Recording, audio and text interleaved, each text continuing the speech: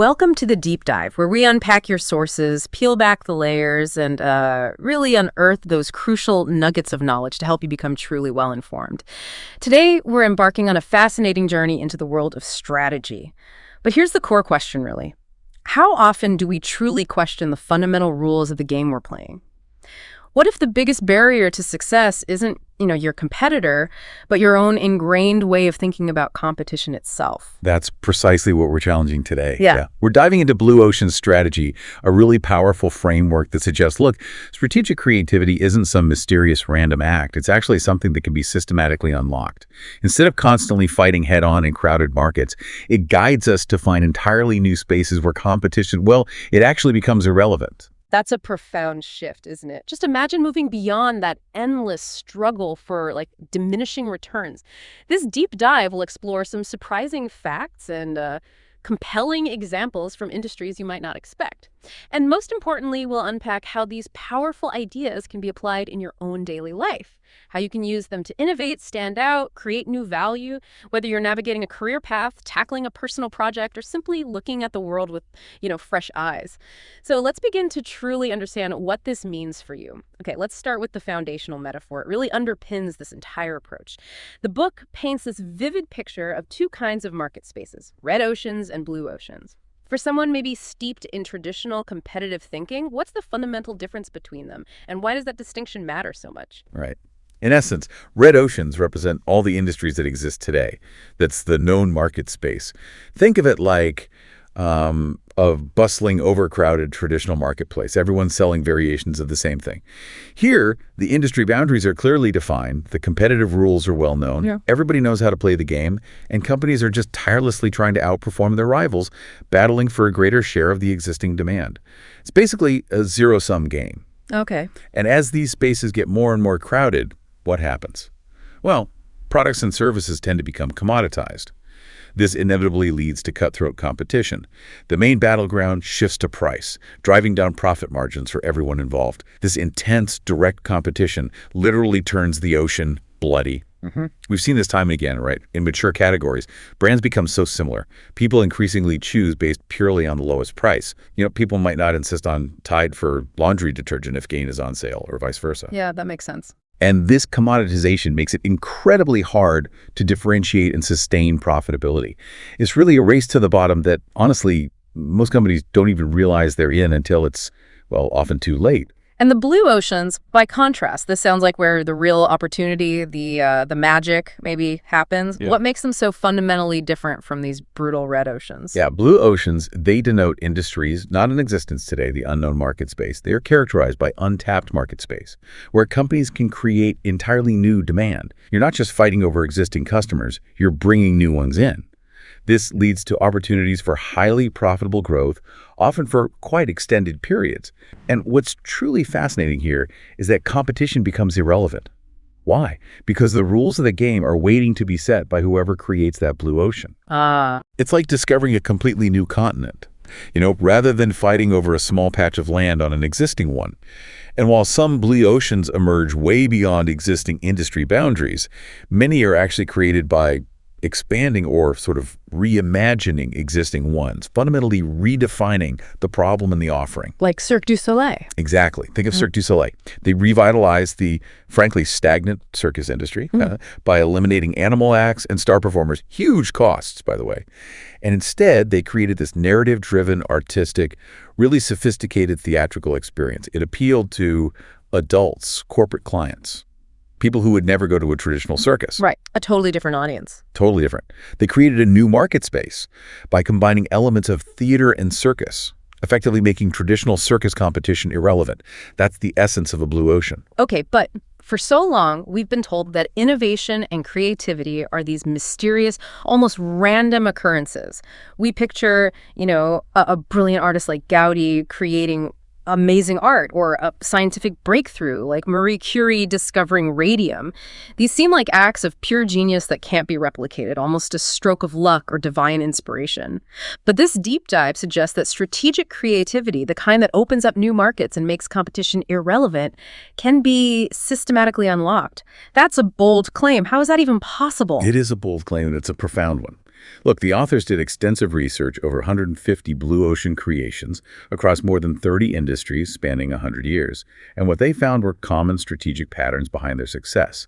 This allowed them to develop analytic frameworks and tools, things that bring structure to what was historically seen as, well, an unstructured, almost mystical problem. Okay, so there are patterns. Yes. And while luck always plays a role, right, Yeah. as it does with all strategies, these tools, like the strategy canvas, the 4 actions framework we'll talk about, the 6 paths, they help organizations create blue oceans systematically. This really challenges the idea that you need some genius flash of insight to innovate. Instead, it suggests that by applying a structured approach, analyzing market space and customer value, we can unlock novel solutions. And this raises an important question, doesn't it? If strategic creativity isn't a black box, but something that can be systematized, what does that mean for how you approach problem solving in your own life? It implies we don't have to just wait around for inspiration. We can actively seek it through a disciplined process. That's a powerful thought for you to consider. Now, the key to creating these blue oceans isn't just innovation for innovation's sake or simply adding value by making, incremental improvements.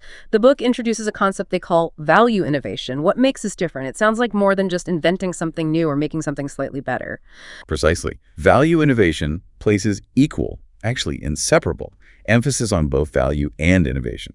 See, innovation without value tends to be technology-driven or maybe futuristic, often shooting way beyond what buyers are ready to accept and pay for. Like bleeding-edge tech that nobody uses. Exactly. It might be brilliant tech, but it doesn't solve a real present problem for the mass market, or it's just too expensive for most people. These pioneers often, lay the eggs that other companies then hash more successfully by integrating the value part. Conversely, value without innovation just leads to those incremental improvements. You're doing things a little bit better or cheaper within the existing red ocean, which, as we said, ultimately leads to commoditization. So it's a dead end. Pretty much. Value innovation happens only when companies align innovation with utility, price, and cost positions, driving costs down while simultaneously driving value up for buyers.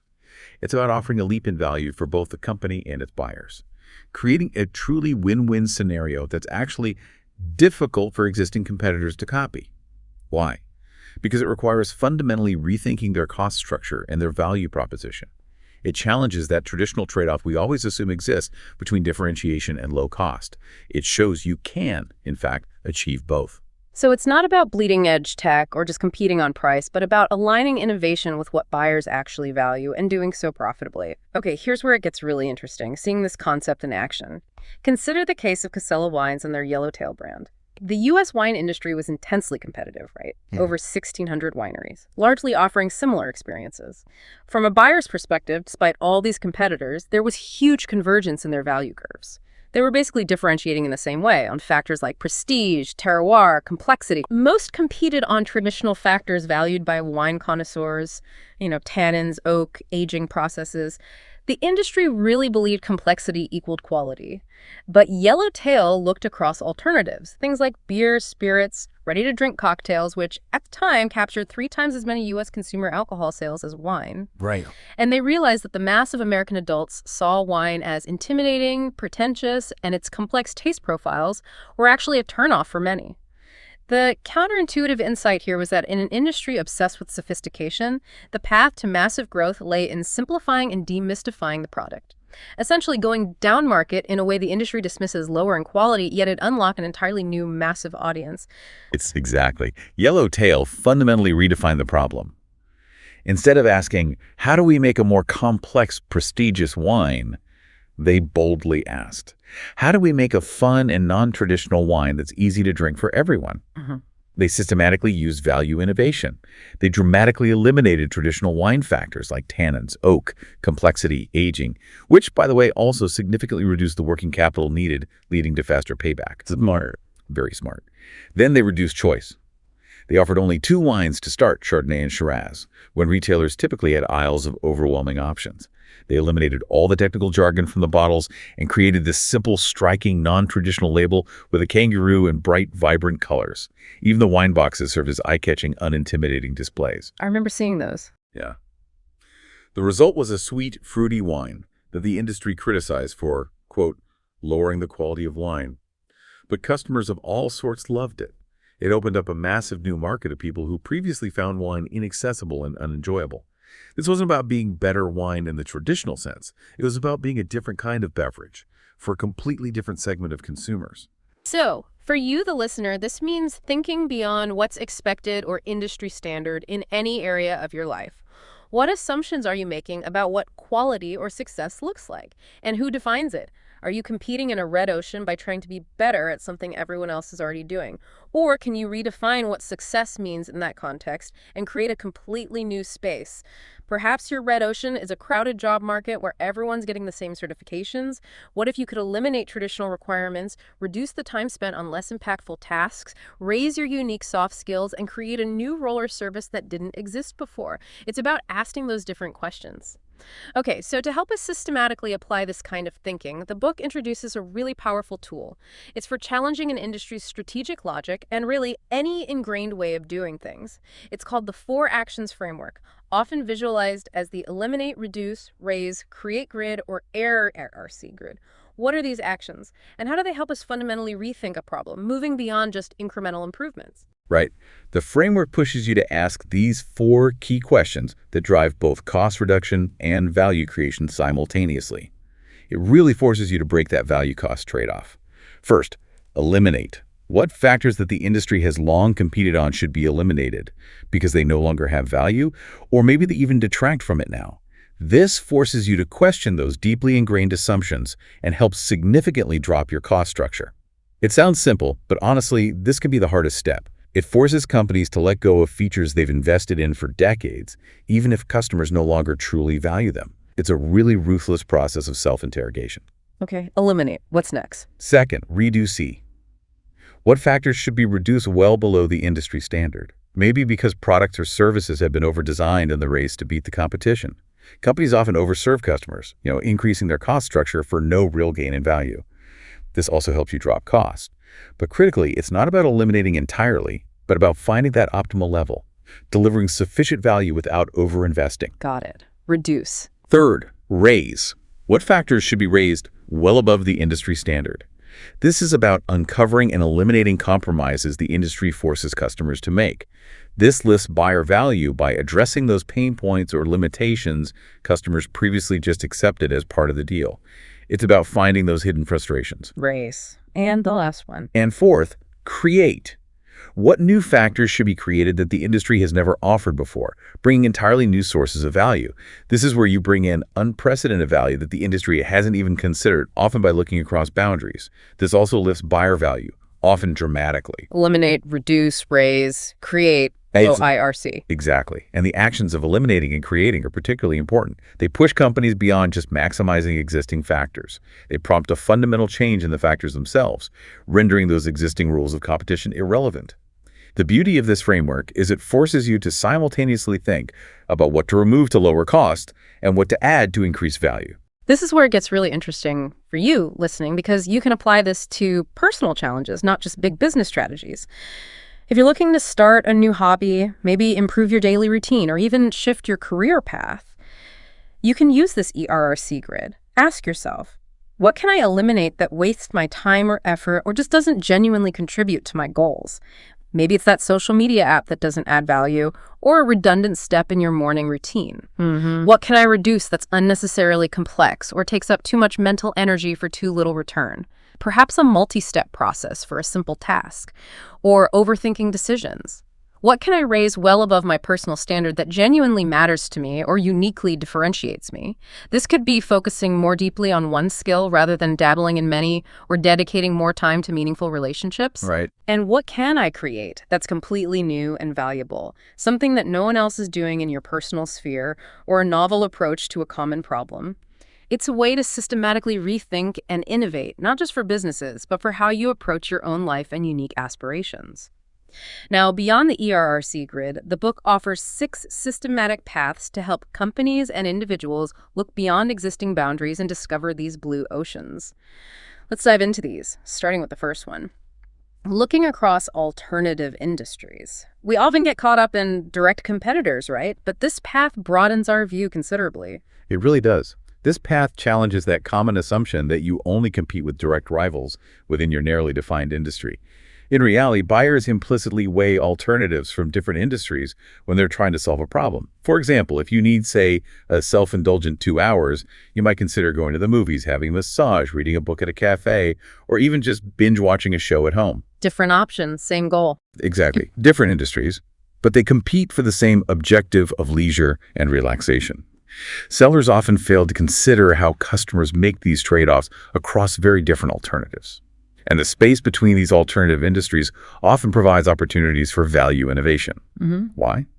Because the customer is already trying to solve a problem, and the solution might lie in combining these disparate alternatives. Let's take NetJets. They created the blue ocean of fractional jet ownership. In less than 20 years, NetJets grew larger than many airlines. A fleet of over 700 aircraft flying to more than 170 countries. Incredible growth. Right. And they didn't just compete with other private jet companies. In fact, there wasn't really a private jet industry as we know it back then. They looked at the alternatives for corporate travelers, first-class commercial travel, and outright private jet ownership. What's fascinating here is that they offered the convenience and speed of a private jet, but at a price point much closer to first-class commercial travel. Best of both worlds. Exactly. They eliminated the high fixed costs that commercial airlines try to cover by filling larger aircraft. How? By using smaller regional airports and limited staff. They also eliminated the multi-million-dollar price tag of owning a private jet outright, the need for a dedicated flight department, and those deadhead costs of flying an empty plane back. Big savings there. Huge. Instead, they created value by offering immediate availability like 4 hours notice. Access to over 2,000 airports in the U.S. compared to just 30 for most commercial flights. And customized in-flight service, like having your favorite food ready. Wow. They essentially combined the best of both alternatives, the relative affordability of first class with the luxury and flexibility of private ownership, and eliminated everything else. They created a multi-billion-dollar market where they still hold like 5 times greater market share than their nearest competitor. It was a complete redefinition of private travel. That's a fantastic example. Similarly, NTT Docomo launched iMode, which was the world's first smartphone to achieve mass adoption years before the iPhone by looking across mobile phones and the internet. The internet offered endless information services, those killer apps like email, news, weather, entertainment, but it had downsides. Expensive PCs, information overload, the hassle of logging on, maybe fear of using credit cards online. Right, the early internet days. Exactly. Mobile phones offered mobility, voice, ease of use. NTT Docomo broke the trade-off not with new tech, but by combining the decisive advantages of both. Their user-friendly interface had one simple button, the iMode button, for immediate access to pre-selected popular internet applications. It acted like a concierge service. And although the iMode phone was about 25% more expensive than a regular cell phone, it was dramatically cheaper than a PC or laptop, which is the main way people access the internet then. Okay, so still a huge value proposition. Huge. They also simplified billing, putting all web services on one monthly bill, eliminating credit card fears and multiple bills. And because it was always on, no logging on hassle, this didn't just win customers from competitors, it dramatically grew the market. It converted voice-only customers to data users and drew in youth and seniors by making the internet truly accessible on the go. So, for you listening, consider your own choices. When you need to, say, learn a new skill, what are the different alternative industries you consider? Formal education, online courses, self-study, finding a mentor. What are the key factors that make you trade off between them? Can you identify the pain points that make you choose one over another? And then can you combine the best aspects of seemingly disparate options? Maybe it's a self-study approach that incorporates the structure of a formal course and the personalized feedback of a mentor. Or maybe for your fitness, you're choosing between an expensive gym and at-home workouts. What if you combine the community of the gym with the convenience of home, creating your own hybrid approach? Our second path is to look across strategic groups. This path suggests looking beyond your immediate competitive group. Industries often have this hierarchy based on price and performance. Think luxury cars versus economy cars, or full-service restaurants versus fast food. Different tiers. Exactly. Companies tend to focus on outcompeting rivals within their specific segment, their tier. They rarely pay attention to what's happening in other strategic groups because, from a supply point of view, they don't seem to be competing. However, by understanding why customers trade up or down between these groups, you can identify opportunities to bridge the gap and capture customers who are currently kind of stuck between unsatisfactory options. The classic example here is curves. The fitness industry had these distinct strategic groups: High-end health clubs with lots of machines, pools, spas, amenities, often in city centers, costing a lot. Then you had low-cost home exercise programs like videos or magazines requiring little equipment, very cheap. Curves asked, what made women trade either up or down between traditional health clubs and home exercise? Most women, it turned out, didn't want the full health club experience. Especially not the men in the gym, the extensive equipment, or the big-time commitment 1-2 hours per session multiple times a week dealing with traffic. Yeah, a lot of friction there. Right. And home workouts, while private and cheap, often lacked motivation and that sense of accountability. The main reason women went to health clubs was motivation and routine. At home, it was just too easy to make excuses. So Curves built its blue ocean by drawing on the distinctive strengths of these two strategic groups and then eliminating and reducing everything else that didn't serve their specific target buyer.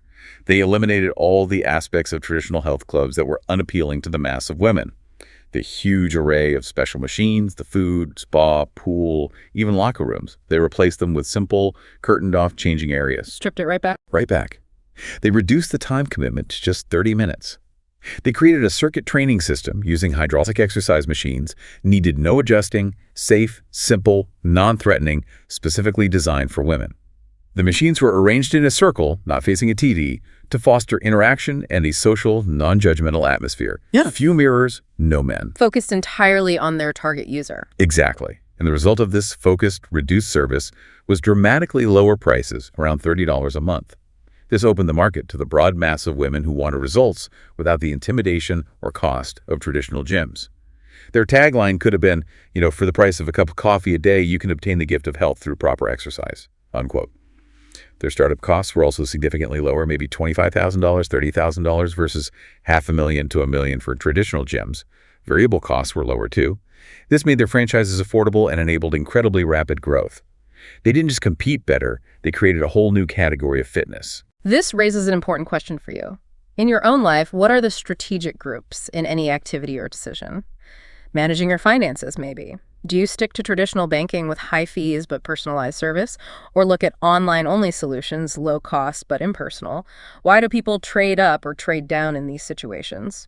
Can you identify the decisive factors that make people choose? And then, can you build on those to create something that offers the best of both worlds at a lower cost? Whether that's financial cost, time, or effort. It's about combining the key benefits of different approaches to solve a deeper, unmet need, often by letting go of what's considered standard in each group. Okay, moving on to path 3.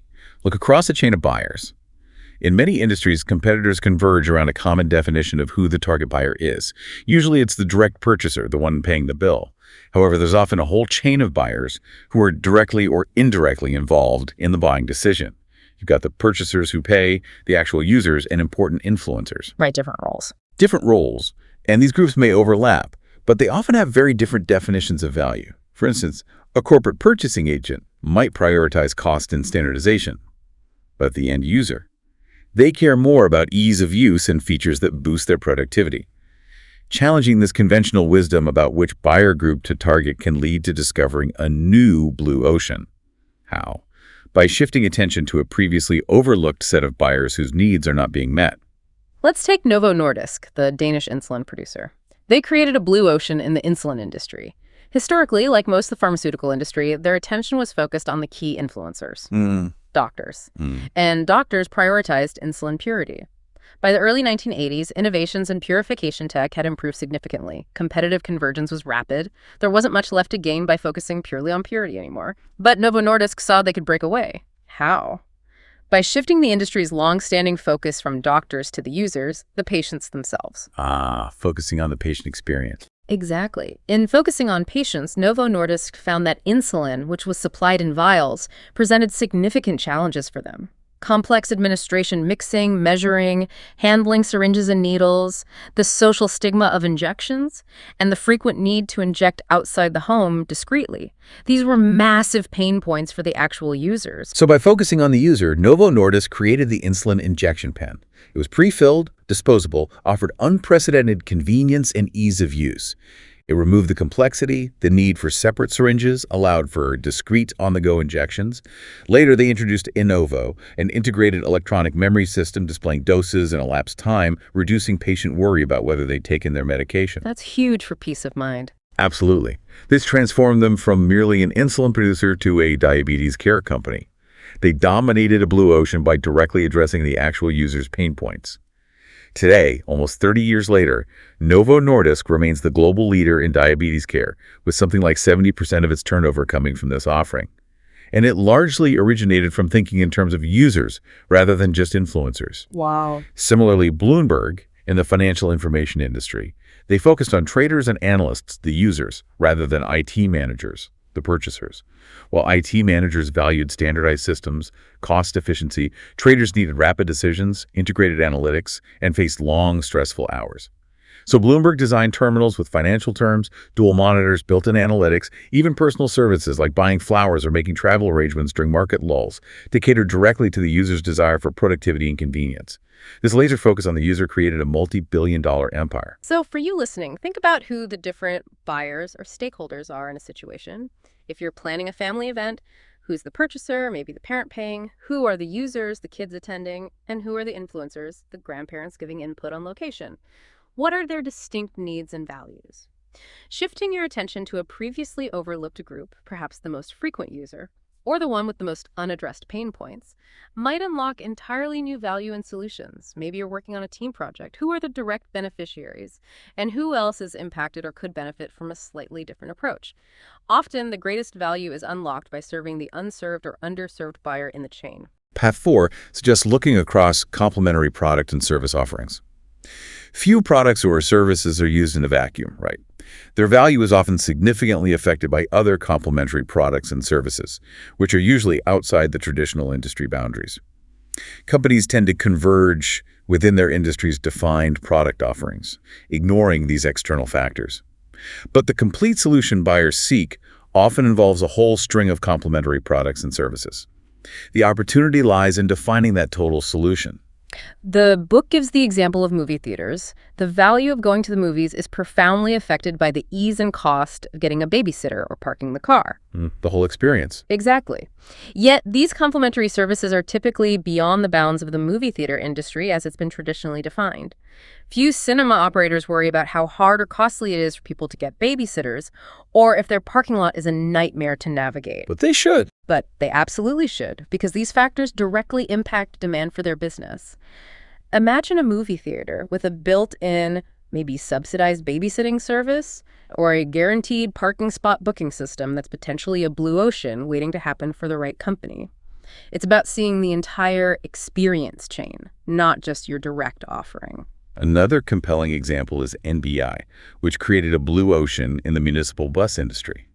Traditional buses were heavy, costly to maintain, high fuel consumption.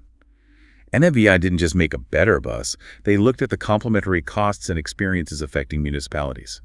They built lightweight fiberglass buses. More environmentally friendly, dramatically reduced fuel consumption and maintenance costs. Now they charge a higher initial purchase price. Okay. But they offered a much lower life cycle cost to municipalities over time. This included significant savings on fuel, maintenance, even infrastructure wear and tear. Plus, they added features for the end users, the riders. Things like modern aesthetic design, lower floors for easy mounting, more seats for less standing. Thinking about the passengers, too. Absolutely. This boosted demand for transit bus service, generating more revenues for municipalities. Ridership expanded by as much as 30% in some cases. Yeah. NEBI changed the way municipalities saw their revenues and costs involved in transit bus service by addressing the total ecosystem, not just the bus itself. And what's truly fascinating here is the Philips tea kettle example. The British tea kettle industry had flat sales, shrinking profit margins, stagnant. Philips saw that the biggest problem wasn't the kettle itself, but the complementary product, the limescale and tap water getting into the tea. The British, famous for their tea, would literally fish out the limescale with a spoon. Right, I can picture that. To the kettle industry, this water issue was not their problem. It was the problem of another industry, the public water supply. Yet, Philips designed a kettle with a filter to address this other industry's problem, effectively creating a blue ocean for tea kettles and revolutionizing a stagnant market. They saw the whole picture of the tea-making experience. So, what stands out to you from these examples? Consider any core activity you do. Cooking a meal, commuting to work, pursuing a creative project. What are the complementary activities or services that surround it? What pain points exist in that entire ecosystem that, if solved, would dramatically increase the value or enjoyment of the core activity? Perhaps it's not the main task itself that needs innovating, but the cumbersome steps before or after, the setup or the external factors that surround it. This is really about seeing the forest, not just the trees. Our fifth path is to look across functional emotional orientation. Industries often get locked into either a purely functional, utility-driven orientation or a purely emotional, image-driven one. This happens because companies' past behavior unconsciously educates consumers on what to expect. Challenging this ingrained orientation can reveal new market space. We observe two common patterns here. Emotionally oriented industries can strip away unnecessary extras to create a simpler, lower-cost model. This appeals to a mass of buyers who just want functionality without all the frills. Conversely, functionally oriented industries can infuse commodity products with new life by adding a dose of emotion, convenience, or perhaps aspirational appeal, thereby creating new demand. Right, shifting the focus. So in Japan, traditional barbershops were a highly emotional experience. Long rituals, hot towels, massages, tea, lasting an hour, costing maybe $27, $45. Wow, quite the production. Yeah. Yeah. The actual haircutting was a small fraction of the time, and this process often created long queues, frustrating customers who just wanted a quick trim. QB House changed this completely by shifting to a highly functional model. They focused solely on a quick, quality haircut in 10 minutes for about $9. Big difference. Huge. They stripped away all the extras that added price without enhancing core functionality for many customers who just valued an efficient, quality cut. They offered ready-made haircuts, not made to order. Customers served themselves like in a supermarket. This dramatically sped up the process and cut costs.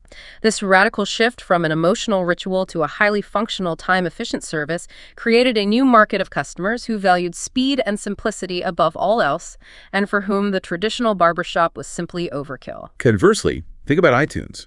It took a purely functional and often illegal music downloading experience and infused it with emotion and convenience. This created a legal, user-friendly alternative that completely revolutionized the music industry. Before iTunes, illegal downloading often involved searching for incomplete albums, poor sound quality, a limited scope of music skewed by teenage tastes. It was purely functional, driven by the desire for free music. Yeah, it was clunky. Very clunky. iTunes, in agreement with major music companies, offered legal, easy-to-use, flexible a la carte song downloads for 99 cents each. This broke the key customer annoyance of having to buy an entire CD for just one or two desired songs. It leaped past free downloading services by providing superior sound quality and intuitive navigating, searching, browsing functions. While illegal sites theoretically had billions of tracks, they were often hard to find and low quality. iTunes created a controlled, convenient, high-quality emotional experience for digital music. It turned a red ocean of piracy into a profitable, legal blue ocean by adding legitimacy, ease, and quality to a functional act. So, for your own projects or services, ask yourself, is what you're offering primarily functional or emotional? Maybe it's a productivity app that's purely functional. Can you inject a dose of motivation or community the emotional side to make it more appealing? Or maybe it's a complex personal habit that feels like a chore. Functional. Can you infuse it with a sense of reward, ritual, or fun emotion to make it more sustainable? Conversely, if something is overly ritualistic or takes too much effort, can you strip away unnecessary emotional components to simplify and lower the cost, whether that's financial, time, or effort, making it more accessible?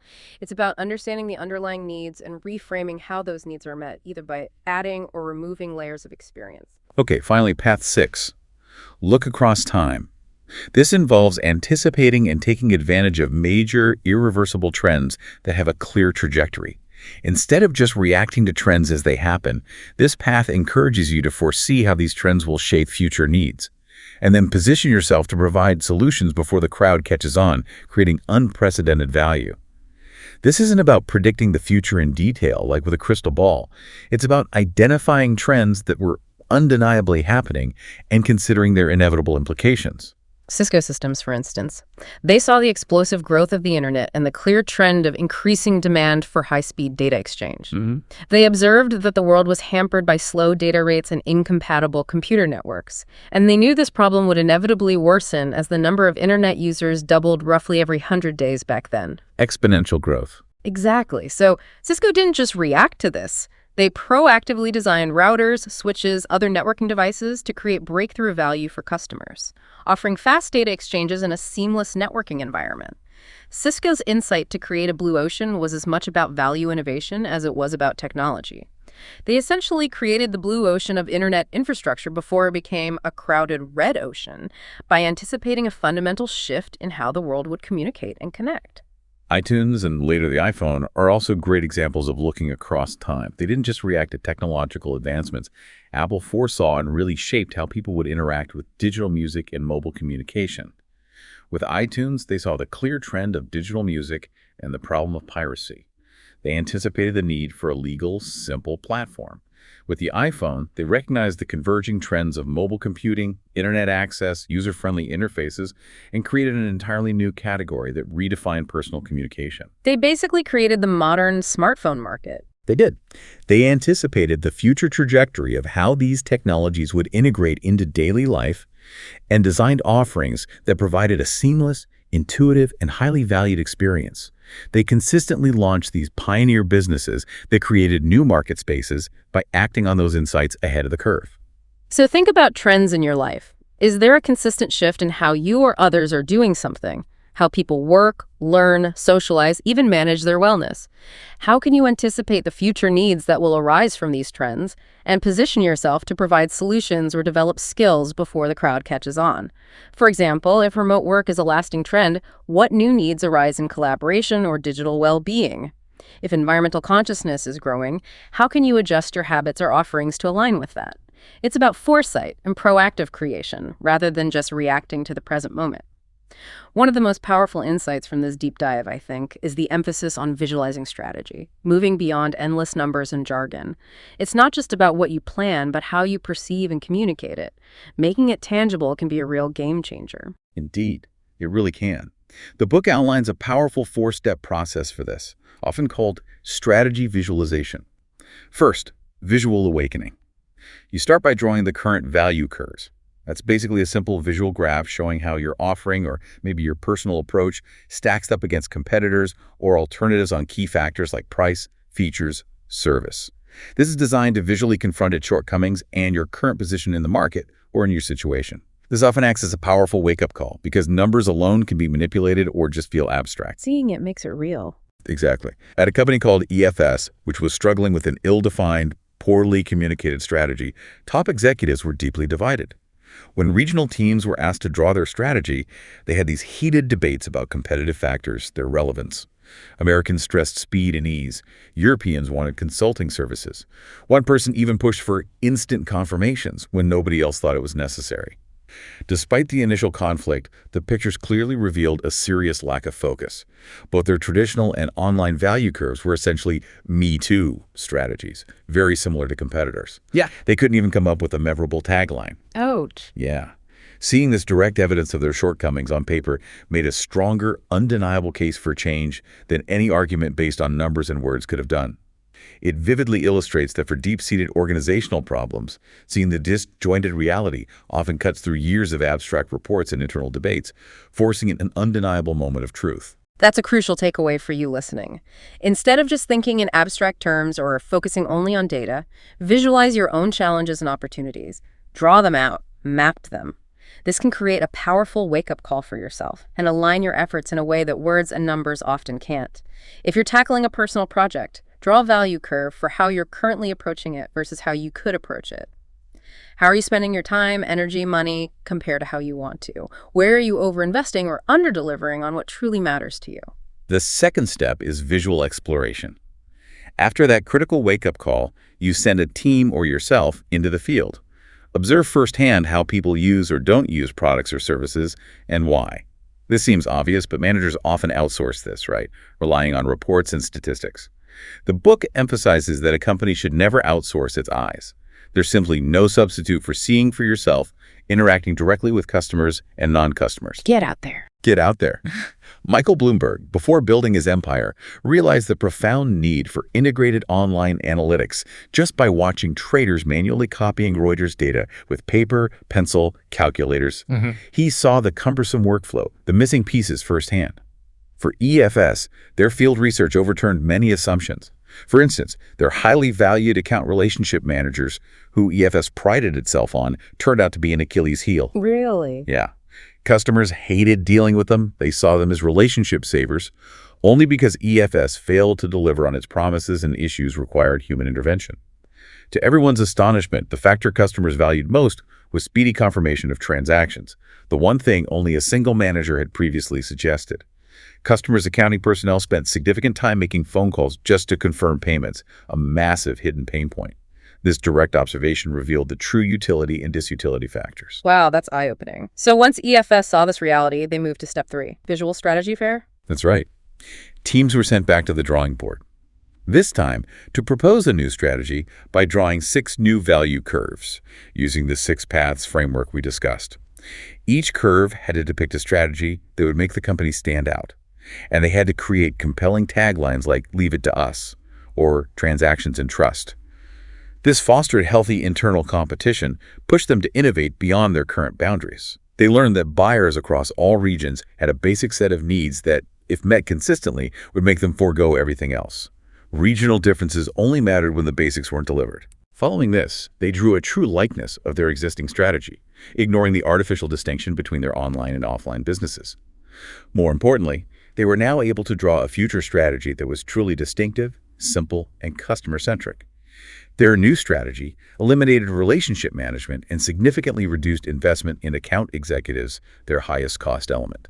Instead, they raised and created new value by emphasizing ease of use, security, accuracy, and speed, delivered through computerization, allowing direct customer input instead of faxes. A total transformation. Total. Their new value curve was focused, stood apart from competitors, and had a compelling tagline: the FedEx of corporate foreign exchange. Easy, reliable, fast, and trackable. This substantially cut operational complexity and created a true blue ocean for them. And the final step. The final step is visual communication. After the future strategy is set, you communicate it in a way that can be easily understood by every single employee. EFS distributed a simple one-page picture showing its new and old strategic profile side by side. This allowed every employee to immediately see where the company stood, where it needed to go, and where it needed to focus its efforts.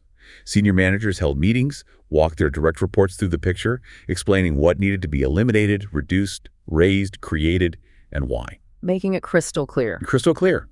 This visual game plan motivated employees. Many even pinned up the strategy canvas in their cubicles. It became a concrete reference point for all investment decisions. If an idea didn't help move EFS from the old to the new value curve, it was denied. This promoted unparalleled clarity and alignment across the whole organization. It wasn't just a communication tool. It was an execution tool. This is such a crucial takeaway for you listening. Instead of just thinking in abstract terms or focusing on data alone, visualize your own challenges and opportunities. Draw them out, map them. This can create that powerful wake-up call for yourself, highlight overlooked problems, and align your efforts in a way that words and numbers often can't. It's a way to make your vision tangible and actionable for yourself and anyone you're collaborating with, providing a clear compass for change. Right.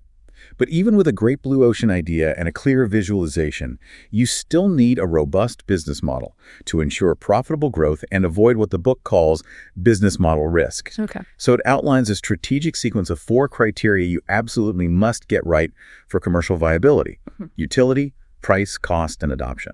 This is about building a coherent, profitable, and sustainable new market space. Okay, a sequence. So this provides a powerful checklist for any new endeavor. First, buyer utility. Does the offering deliver exceptional utility? Does it solve a significant pain point or create unprecedented convenience for buyers? This is about solving real problems for real people. Exactly. The buyer utility map helps managers identify the full range of utility spaces. It outlines 6 stages of the buyer experience cycle from purchase all the way to disposal, and 6 utility levers like simplicity, image, environmental friendliness, risk reduction, convenience, customer productivity. Think about the Ford Model T. Before its debut, hundreds of automakers focused on custom-made luxury autos for the wealthy. They occupied only one of those 36 potential utility spaces image in the use phase. Just one small box. Just one. The greatest blocks to utility for the mass market were inconvenience in the use phase. Those bumpy, muddy roads, limiting travel, and risk in the maintenance phase, cars often broke down, requiring expensive experts. Ford Model T delivered utility by offering groundbreaking convenience on rough roads and easier maintenance for the average person. It wasn't about luxury. It was about functional utility for the masses. Solve a huge problem. Okay, utility first. What's second in the sequence? Second, price. Is the price accessible to the target mass of buyers? Now, this isn't necessarily the lowest price, but the right price to attract the biggest group of potential customers. Companies often mistakenly price against their direct competitors, but a blue ocean strategy needs to price against the alternatives that the mass market currently uses. Ah, like we discussed with the paths. Precisely. The book introduces the price corridor of the target mass, urging companies to look at products that take different forms but perform the same function, or different forms and functions but share the same overarching objective.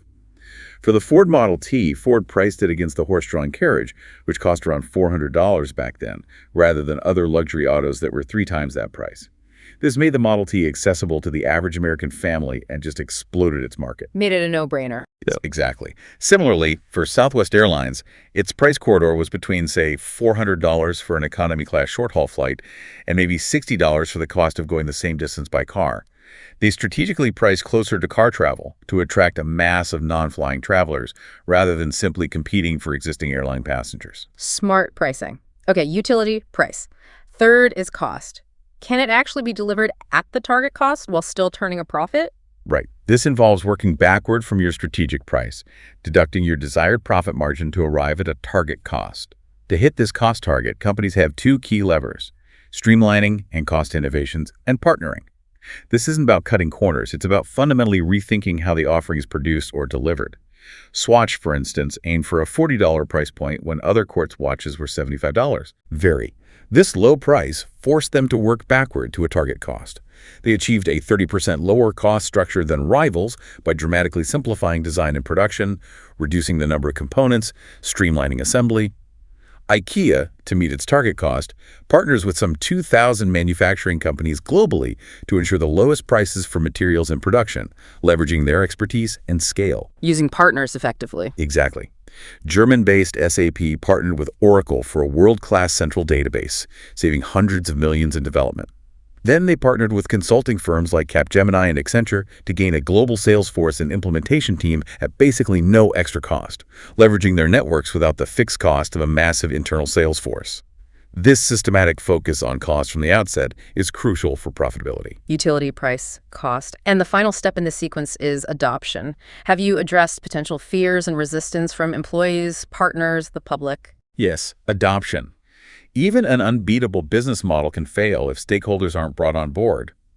This is where execution meets strategy. It's critical. For example, when Merrill Lynch announced plans for an online brokerage, its stock price fell 14% because of reports of resistance and infighting within its large, established retail brokerage division. The internal resistance basically stifled the strategy. Sabotage from within. Pretty much. In contrast, Netflix, in its difficult transformation from DVD by mail to video streaming, put great emphasis on engaging employees, explaining the necessity of the shift, preparing them for the change. This led to positive results, steady customer growth, even through a challenging period. Similarly, SAP faced resistance from its consulting partners for its accelerated SAP product, which aimed for faster, lower-cost software implementation. The partners feared losing revenue from lengthy implementations. Understandable fear. Sure. But SAP resolved this by openly discussing how ASP would actually open access to a new, larger client base of small and mid-sized companies, ultimately increasing their overall business by expanding the market. This open dialogue and clear explanation ensured adoption. This sequence provides such a powerful checklist for any new endeavor, personal or professional. For you listening, whether it's a new side hustle, adopting a new technology, or even a personal goal like running a marathon, ask yourself, is it truly useful and desirable to others, or to yourself, utility? Is it priced in terms of money, time, effort, in a way that attracts a wide audience or is accessible to your lifestyle? Price. Can you actually deliver it at a sustainable cost to yourself or your team without burning out or going broke? Cost. And how will you get others, your family, friends, colleagues, or even different parts of yourself, to adopt it and support it, overcoming any initial resistance? Adoption. It's a holistic approach to ensure your ideas aren't just good, but viable and widely embraced. Now, the book makes it really clear that even the best strategy can fail without strong execution, especially when it involves significant change. It highlights 4 key organizational hurdles to overcome: cognitive, resource, motivational, and political. This applies to any large-scale change, even in your own life when you're trying to shift ingrained habits, right? Absolutely. And Bill Bratton's transformation of the New York City Police Department, NYPD, in the mid-1990s is just a phenomenal example of overcoming these hurdles in a public sector context with profound lessons for all of us. When he became police commissioner, New York was, frankly, veering toward anarchy. Crime was at an all-time high. Police morale was rock bottom, miserable pay, dangerous conditions. His budget was frozen. He faced immense internal and external resistance to any change. A tough situation. So starting with the cognitive hurdle. How do you make people see the undeniable need for change when they might be complacent or resistant? Bratton didn't just show crime statistics, right? Which, as we said, can be manipulated or feel abstract. He zoomed in on what he called points of disproportionate influence. Yeah. For instance, instead of just seeing numbers, he had precinct heads experience the harsh reality firsthand. He made them ride the electric sewer, the subway, and visit specific crime hotspots in precincts that were spiraling out of control, confronting the worst operational problems directly. Face to face with the problem. Exactly. He wanted them to feel the problem, not just read about it. Seeing is believing, and this direct experience created an undeniable, shocking, actionable wake-up call. It inspired a fast change in mindset, basically of their own accord. They couldn't deny the dire situation when they witnessed it for themselves. Powerful. Okay, next, the resource hurdle. How do you get the maximum bang for your buck when budgets are frozen and you can't just hire more people? Bratton didn't ask for more budget. He couldn't. So he analyzed where resources were being used inefficiently and effectively redistributed them. He realized that while the subway system was this vast maze, the vast majority of crimes occurred at only a few stations and lines, which were paradoxically starved for attention. Misallocated resources. Totally. He also found cold spots, areas that consumed resources with scant performance impact. For example, processing even petty crimes in court took an officer 16 hours of non-patrolling time, removing them from the streets where they were needed. Bratton reallocated staff from these low-crime cold spots and time-consuming administrative tasks to the high-crime hotspots, those specific stations and lines. By overwhelming these criminal elements with focused resources, crime plummeted dramatically, all while the size of the police force remained constant. It was about redeploying what was already available, not asking for more. Brilliant resourcefulness. Then there's the motivational hurdle. How do you motivate the mass of employees fast and at low cost, especially when morale is rock bottom? Grand strategic visions often fall flat. Right. Most leaders issue these grand visions, but they often result in just lip service. Bratton zoomed in on the kingpins, the 76 precinct heads. Each controlled 200 to 400 officers. He understood that galvanizing these 76 individuals would have a natural ripple effect on the entire 36,000-deep police force. So how did he motivate them? He placed these kingpins in a fishbowl using bi-weekly crime strategy review meetings called CompStat. Attendance was mandatory for all commanders. During these meetings, enormous computer-generated maps and charts visually illustrated each commander's performance in executing the new strategy. They were publicly questioned on crime decreases and increases right there in front of peers and superiors. Intense public accountability. Exactly. It created instant transparency, accountability, and inspired rapid change among those who might otherwise have lagged. No one wanted to be the precinct head whose crime rates were still high while others were dropping. It created this powerful peer pressure dynamic that drove performance from the top down. Okay, cognitive, resource, motivational. Finally, the political hurdle. How do you knock down political roadblocks and resistance from powerful vested interests or even your own people who might fear the change? Bratton famously ensured fair process. This meant engaging in open discussion, explaining the why behind difficult decisions, and really listening to concerns, even when tough choices had to be made. The book recounts an example from Elko, a manufacturing company. A new process was imposed without explanation. Employees, lacking intellectual understanding and feeling disrespected, resisted the change, even resorting to sabotage. Wow. In contrast, another plant that engaged in fair process saw willing participation, despite initial dislike of the change. Why? Because they understood the rationale and felt heard. Fair process signals that there's a level playing field, that leaders value employees' intellectual and emotional worth. It builds trust and commitment. This mitigates suspicion and doubt, ensuring people support the strategy even if it's not their preferred choice because they understand the logic and feel their voice has been considered. This is where the lessons truly apply to daily life, isn't it? If you're trying to implement a new habit or lead a group project, how can you make the need for change undeniable for yourself or others? Cognitive. Can you find a way to experience the problem, not just think about it? Can you reallocate your time and energy from low-impact cold spots to high-impact hot spots in your daily routine resource? Who are your kingpins, the key influencers, or even key aspects of your own habits or schedule that you need to motivate or shift to create that ripple effect? Motivational. And how can you ensure a fair process where everyone involved feels heard and respected, even when facing difficult changes? Building buy-in rather than resistance political.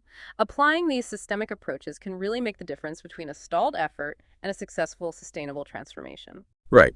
And a crucial aspect of a sustainable blue ocean strategy, something that lasts, is the alignment of three key propositions: value for the buyers, profit for the company, and people, meaning employees and partners. When all three propositions pursue both differentiation and low cost simultaneously, it creates these powerful reinforcing synergies. If a strategy doesn't fully develop and align all three, it often results in short-lived success or even outright failure. Many great ideas fail not because they lack value, but because they can't make a profit or they can't get the people on board. That alignment is key. The contrasting stories of Napster and Apple's iTunes in the digital music industry illustrate this perfectly, right? Both sought to create and capture uncontested market space with digital music. Napster had an incredible value proposition for users' free music and that first-mover advantage. Pulled in over 80 million registered users. It was generally loved for its utility. Huge initial splash. Huge. However, it lacked profit and people alignment. It had no viable profit model beyond maybe advertising, and crucially, it wasn't compensating artists and record labels. It fundamentally ignored the people proposition of the music industry. Ultimately, this led to massive legal issues and its inevitable downfall. It had no sustainability because the people whose content it was distributing were not part of the win-win equation. Exactly. Apple's iTunes, by contrast, created a fully developed and aligned strategy across all three propositions. Its value proposition was incredibly compelling for buyers. Legal, easy-to-use, flexible a la carte song downloads for 99 cents. That broke the key customer annoyance of having to buy an entire CD for just one or two desired songs. Addressed a major pain point. Major. Its profit proposition was strong because iTunes also drove sales of Apple's already popular iPod, creating this positive reinforcing cycle of profit across both platforms. The hardware subsidized the content and vice versa. And crucially, its people proposition was a win-win for music companies. They received 70% of the revenue from every song downloaded and gained copyright protection. Got the industry on board. Got them on board. This integral system of aligned value, profit, and people propositions made it very hard to imitate and ensure sustainable success, ushering in a whole new era of music. Competitors couldn't just copy one piece. They had to copy the whole aligned system, which was far more complex. So alignment is crucial for sustainability. But what's also fascinating here is that even blue oceans aren't permanent. Eventually, if a blue ocean is successful, competitors will jump in, often by trying to imitate the creator. That's right. So companies need to constantly seek new ones. They need to balance exploiting existing red oceans with continuously creating new blue ones. Salesforce.com, for example, didn't stop with its initial web-based customer relationship management CRM offering. That offering had effectively made traditional packaged software irrelevant for many by offering core functionalities via the web at a fraction of the cost without needing expensive installation or maintenance. That was a clear blue ocean. Absolutely clear. But when competitors started to eye their market, Salesforce.com didn't just dig in and defend. They proactively launched new blue oceans. Things like Force.com, a cloud-based development tool for creating add-on applications, and AppExchange, a web-based applications marketplace. This allowed corporate clients to get customized programs at low cost while retaining the simplicity and convenience of the original offering. They basically expanded their ecosystem. Kept innovating. Yep. And to further discourage imitation and maintain their lead, Salesforce.com extended its value curves by launching Chatter, a private social networking service for coworkers to share real-time updates, enhancing collaboration, solving the fragmentation issues of traditional CRM. This continuous renewal allowed them to maintain a significant gap over competitors and expand the blue ocean further, making it harder for rivals to ever truly catch up. This concept of continuous renewal is also visible in Apple's broader corporate strategy, isn't it? They consistently launch pioneer businesses: iMac, iPod, iTunes, iPhone, iPad, App Store, even as older ones become settlers, attracting competition or migrators moving towards red oceans. They don't just create a blue ocean and rest on their laurels. When the iPod started being imitated, Apple rapidly launched a whole range of iPod variants, Mini, Shuffle, Nano, Touch, to counter competition and expand the ocean they created, capturing the lion's share of profit. Protecting their space while looking ahead. Exactly. By the time that blue ocean became crowded, they had already created another with the iPhone and then the iPad. It's a strategic dance of constantly pioneering new space. And the book identifies several barriers that actually help protect blue oceans from rapid imitation, barriers that are difficult for existing players to overcome. First, the alignment barrier itself, as we discussed. It's incredibly hard to imitate an integral system where value, profit, and people propositions are all aligned to pursue both differentiation and low cost, especially the people proposition, which is deeply embedded in human relationships and culture that take time and effort to cultivate. Hard to copy culture. Very hard. Yeah. Second, there's the cognitive and organizational barrier. A blue ocean strategy often defies conventional strategic logic, making it difficult for competitors to even understand or take seriously at first. When CNN was introduced, for example, major networks ridiculed the idea of 247 news without star broadcasters. They called it chicken noodle news. This kind of ridicule doesn't exactly inspire rapid imitation. Right, they dismiss it. They dismiss it. Moreover, imitation often requires substantial changes to existing business practices, which organizational politics, inertia, and internal resistance can delay for years. Think how difficult it would be for a traditional airline with hub-and-spoke models to imitate Southwest's point-to-point model and culture. It requires major revisions in routing, retraining staff, changing marketing, pricing, and deeply ingrained culture. It's a massive undertaking. Almost impossible for some. And finally, the brand barrier. Yes, the brand barrier. A company's existing brand image and market positioning can actually conflict with a blue ocean strategy, preventing rapid imitation. The Body Shop, for instance, created a blue ocean by shunning beautiful models, promises of eternal youth, expensive packaging. They focused on natural ingredients, ethical sourcing, simple, transparent marketing. This left major cosmetic houses unable to imitate for years because it would invalidate their own existing business models and brand images, which were built on aspirational beauty and luxury. Can be seen doing the same thing. Exactly. And when a company offers a leap in value, it rapidly earns brand buzz and a loyal following. Even large advertising budgets from the imitators rarely overcome that initial momentum and loyalty. These inherent protective barriers give blue ocean creators a significant head start and often sustain competitive advantage. So, for you listening, consider this. How do you ensure your personal projects, your professional skills, or even your unique contributions remain relevant and continue to grow? Are you constantly looking for new blue oceans within your career or interests? Or are you just competing in red oceans by doing more of the same, always chasing the next promotion or the latest trend that everyone else is also chasing? What unique combination of value, purpose, and support, your personal people proposition, whether it's your network, your mentors, or your internal drive, can you build to make your unique contributions hard to replicate or surpass? It's about building a sustainable advantage in your own personal and professional landscape by continually innovating your unique space. Hashtag outro. Well, today we've taken a really deep dive into the powerful concept of blue ocean strategy, moving beyond that traditional competitive mindset that often traps us in, a race to the bottom. We've learned that strategic creativity isn't some mystery, but actually a systematic process of value innovation available to pretty much everyone. Yeah, we've explored powerful tools like the 4 actions framework: eliminate, reduce, raise, create, and the 6 paths for reconstructing market boundaries, showing how looking across alternatives, strategic groups, buyer chains, complementary offerings, functional emotional orientations, and time can unlock vast, untapped opportunities, not just in business, but really in every aspect of your life. And we've seen how crucial it is to visualize your strategy, follow that clear sequence for commercial viability, addressing utility, price, cost, and adoption, and proactively overcome the inherent hurdles of change: cognitive, resource, motivational, and political. The stories of Cirque du Soleil, Yellowtail, NetJets, Curves, NTT Docomo, and iTunes aren't just, interesting business anecdotes. They are powerful reminders that with the right mindset and tools, you can create new value and make competition irrelevant in surprising ways, finding your own unique path to stand out. Which raises, I think, an important question for you to ponder as you go about your week. What red oceans are you currently swimming in?